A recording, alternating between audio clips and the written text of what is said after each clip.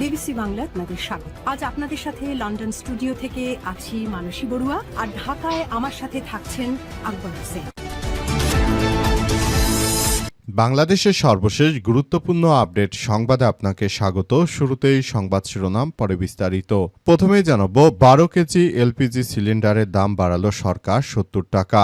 গৃহস্থলিতে ব্যবহৃত 12 KG LPG তরলীকৃত petroleum গ্যাসের সিলিন্ডারের দাম বাড়িয়ে 70 টাকা বাড়িয়েছে বর্তমান বিএনপি সরকারের। ফলে এখন থেকে প্রতি সিলিন্ডারের জন্য ভোক্তা পর্যায়ে নতুন করে 70 টাকা বাড়তি গুনতে হবে। দাম বাড়ানোর আগে 12 কেজি সিলিন্ডারের দাম ছিল 1528 টাকা, এখন এটি বেড়ে 1598 টাকা হয়েছে।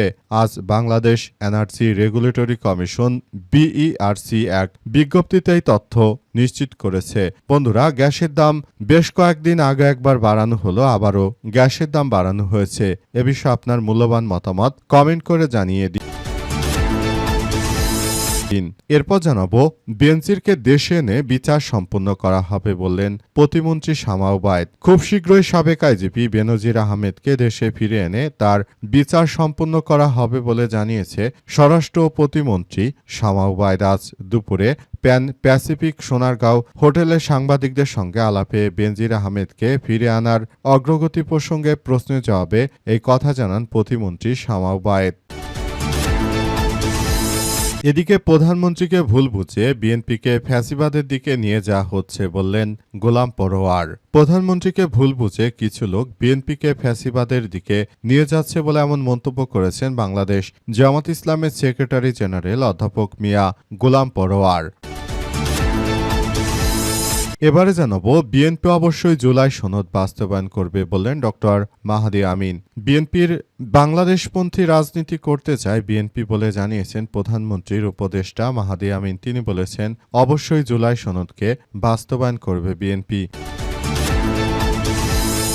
এবং সর্বশেষ জানাবো, রেস্তোরাঁয় বোমা নিয়ে গিয়ে বিস্ফোরণ ঘটালেন নারী, বহু হতাহত। রাশিয়ার রাজধানী মস্কোতে একটি অভিজাত হোটেলের কাছে এক নারীর বহন করা হাতে তৈরি বোমা বিস্ফোরণে অন্তত 3 জন নিহত হয়েছে এবং গুরুতর আহত হয়েছে 21 জন। এছাড়াও হালকা পাতলা আহত হয়েছে আরো অনেক মানুষ। প্রিয় দর্শক, এতক্ষণ শুনছিলেন সংবাদ শিরোনাম, এবারে বিস্তারিত। তবে তার আগে বন্ধুরা, অনুরোধ থাকবে এই সংবাদটিতে একটি লাইক দিন। এই চ্যানেলে আপনি নতুন হয়ে থাকলে আমাদের সংবাদটি দেখতে দেখতে চ্যানেলটি সাবস্ক্রাইব করে রাখুন। কমেন্ট করে বন্ধুরা আপনার মূল্যবান মতামত জানিয়ে দিন আপনি বিশ্বের কোন দেশ থেকে বা বাংলাদেশের কোন স্থান থেকে আমাদের সংবাদটি দেখছেন এবং শুনছেন। আর বন্ধুরা, সংবাদটি আপনার সোশ্যাল মিডিয়া ফেসবুকে শেয়ার করে বন্ধুদেরও দেখার সুযোগ করে দিন। গাজা যুদ্ধে আপনি যদি নিরীহ ফিলিস্তিনিদের ভালোবেসে থাকেন বন্ধুরা, কমেন্টে ইয়েস লিখে পুরো বিশ্ববাসীকে আমাদের এই তাজা আপডেটটি দেখার সুযোগ করে দিন। এবারে বিস্তারিত। 12 কেজির এলপিজি সিলিন্ডারের দাম বাড়ল 70 টাকা। গৃহস্থলিতে ব্যবহৃত 12 কেজি তরলীকৃত পেট্রোলিয়াম গ্যাস বা এলপিজি সিলিন্ডারের দাম 70 টাকা বাড়ানো হয়েছে। এর ফলে এখন থেকে সিলিন্ডারের জন্য ভোক্তা পর্যায়ে নতুন দাম কার্যকর করা হবে। দাম বাড়ানোর আগে 12 কেজি সিলিন্ডারের দাম ছিল 1528 টাকা। Bangladesh energy regulatory commission BERC এক বিজ্ঞপ্তিতে এই নতুন দামের তথ্য জানিয়েছে। বিজ্ঞপ্তিতে বলা হয়েছে যে আগস্ট 2026 সালের মাসের জন্য তরলীকৃত পেট্রোলিয়াম গ্যাস বা এলপিজির নতুন মূল্য ঘোষণা করেছে Bangladesh energy regulatory commission BERC. ঘোষণা অনুযায়ী নতুন দাম কার্যকর হবে। দাম বাড়ার আগে 12 কেজি সিলিন্ডারের দাম ছিল 1528 টাকা। নতুন মূল্য ঘোষণার পরই সারা বাংলাদেশে এখন থেকে গৃহস্থলিতে ব্যবহৃত 12 কেজি এলপিজি সিলিন্ডারের দাম 1598 টাকা। দীর্ঘদিন ধরে শেখ হাসিনা যখন ক্ষমতায় তখন বাংলাদেশে গ্যাসের দাম প্রায় 1200 টাকা থাকলেও এখন সেটি বেড়ে প্রায় 1600 টাকায় বিক্রি হচ্ছে। অর্থাৎ 1600 টাকা 1200 টাকার গ্যাস এখন এই সরকার ক্ষমতা আসার পর প্রায় 400 টাকা বেশি দিয়ে জনগণকে গ্যাস কিনতে হচ্ছে। এর ফলে যারা দরিদ্র শ্রেণীর মানুষ রয়েছে তারা আসলে এটা নিয়ে অনেক আক্ষেপ প্রকাশ করেছে।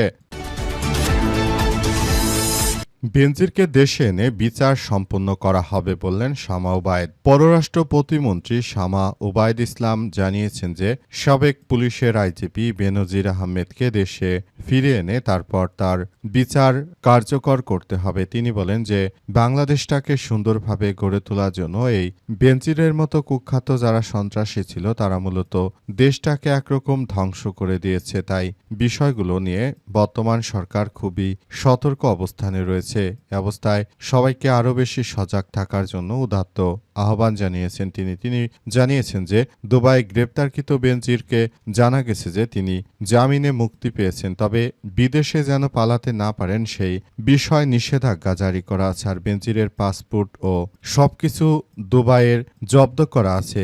এই মুহূর্তে সরকারের পক্ষ থেকে ল ফার্ম নিয়োগ দেওয়া হয়েছে যাতে করে বেনজিরের মতো যারা অপরাধী রয়েছে তারা যেন পালিয়ে যেতে না পারে সেই ব্যবস্থা গ্রহণ করেছে বিএনপি সরকার।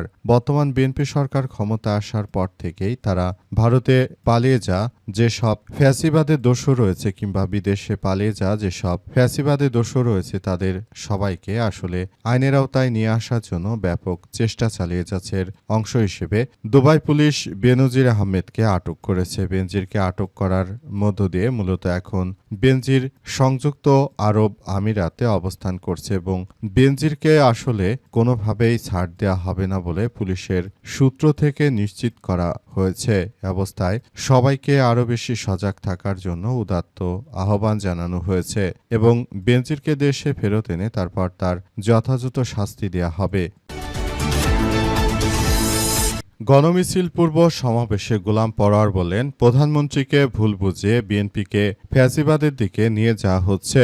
প্রধানমন্ত্রীকে ভুল বুঝিয়ে কিছু লোক বিএনপিকে ফ্যাসিবাদের দিকে নিয়ে যাচ্ছে বলে মন্তব্য করেছেন বাংলাদেশ জামাত ইসলামের কেন্দ্রীয় সেক্রেটারি জেনারেল অধ্যাপক মিয়া গোলাম পরোয়ার। তিনি বলেন, সংবিধানের মৌলিক কাঠামো সংস্কার বাস্তবায়নই ফ্যাসিবাদের পুনরুত্থান ঠেকানোর একমাত্র পথ। আজ বিকেলে রাজধানীর মহাখালীতে ঢাকা মহানগর উত্তর জামাত আয়োজিত বিশাল বিক্ষোভ সমাবেশে প্রধান অতিথির বক্তব্যে তিনি এমন কথা বলেন। কলেরা হাসপাতালের সামনে আয়োজিত বিক্ষোভ সমাবেশে গণভোটের গণরায় বাস্তবায়ন, জুলাই গণ অভ্যুত্থানের গণহত্যায় জড়িতদের দ্রুত বিচার নিশ্চিত করা। মিয়া গোলাম পরোয়ার আরও জানান যে জুলাই গণ অভ্যুত্থানের অন্যতম সুবিধাভোগী হলেও বিএনপি এখন সেই গণ অভ্যুত্থানের চেতনা থেকে সরে এসেছে।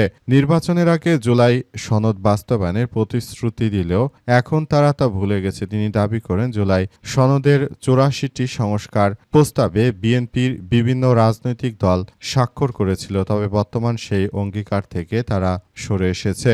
বিএনপির সমালোচনা করে জামাতের সেক্রেটারি জেনারেল আরও জানান যে আইন সংশোধনের মাধ্যমে তারা রিফর্ম আওয়ামী লীগ নামে ফ্যাসিবাদের পুনর্বাসনের চেষ্টা করছে। বিএনপি যতই ফ্যাসিবাদের চেষ্টা করুক না কেন তাদের আমরা কোনোভাবেই ছাড় দিব না বলে জানান গোলাম পরোয়ার। তিনি আরও জানান যে দেশটাকে মগের মুল্লুক পেলে চলবে না। ১৭ বছর পলাতক থাকলেও এখন দেশে সে আবার তারা স্বৈরতন্ত্র কায়েম করার যে অপচেষ্টা চালানোর চেষ্টা করছে, এদের বিরুদ্ধে আমাদের আরও সক্রিয়ভাবে ভূমিকা পালন করতে হবে বলে জানান তিনি। তাই দ্রুততম সময়ের মধ্যে বিএনপির সব নেতৃত্ববৃন্দকে যার যার জায়গা থেকে আরও বেশি সক্রিয় ভূমিকা পালন করার জন্য উদাত্ত আহ্বান জানিয়েছেন।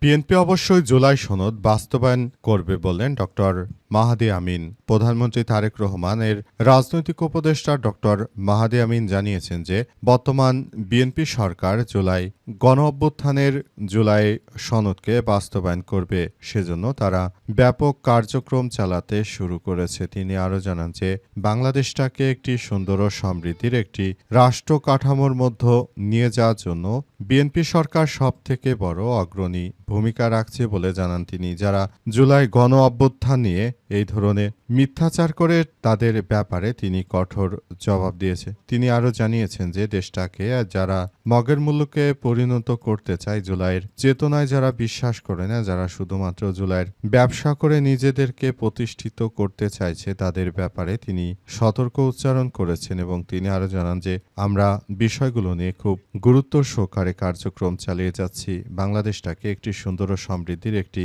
রাষ্ট্র কাঠামোর মধ্য দিয়ে এগিয়ে নিয়ে যেতে পেতে হলে অবশ্যই আমাদেরকে আরও ব্যাপক ভূমিকা পালন করতে হবে বলে জানান তিনি। মাহদি আমিন আরও জানিয়েছেন যে প্রধানমন্ত্রী তারেক রহমানও একই কথা বলেছেন এবং তিনি আমাদের সবাইকে সেই দিক নির্দেশনা দিয়েছেন এবং তিনি আরও জানিয়েছেন যে বাংলাদেশে যেহেতু এত বড় একটি গণ অভ্যুত্থান হয়েছে, সুতরাং যারা এর জন্য কাজ করেছে তাদের সবাইকে আমরা একসঙ্গে নিয়ে কার্যক্রম চালিয়ে যেতে চাই বলে জানিয়েছেন তিনি আরও জানিয়েছেন যে বিষয়গুলো আমাদের প্রধানমন্ত্রী তারেক রহমানের মাথায় রয়েছে এবং কিভাবে জুলাই গণ অভ্যুত্থানের বিষয়গুলো সুন্দর করে প্রতিষ্ঠিত করা যায় সেসব বিষয়গুলো নিয়ে আসলে কার্যক্রম চালিয়ে যাওয়ার ব্যাপারে কথা বলেছেন তিনি এবং আগামীতে সুন্দর ও সমৃদ্ধির একটি রাষ্ট্র কাঠামো গড়ে তোলায় বর্তমান সরকারের সবথেকে বড় ভূমিকা বলে উল্লেখ করা হয়েছে।